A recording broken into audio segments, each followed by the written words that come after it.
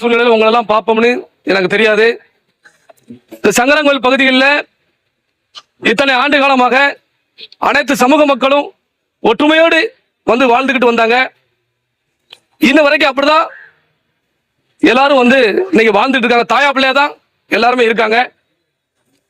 அப்பேற்பட்ட அந்த இடத்துல வேண்டுமென்றே திட்டமிட்டு ஒரு முக்குளத்துறை, அதுவும் இருமன் குலத்தை சேர்ந்த ஒருவரை வெட்டணும் அப்படிங்கிற ஒரு முடிவில்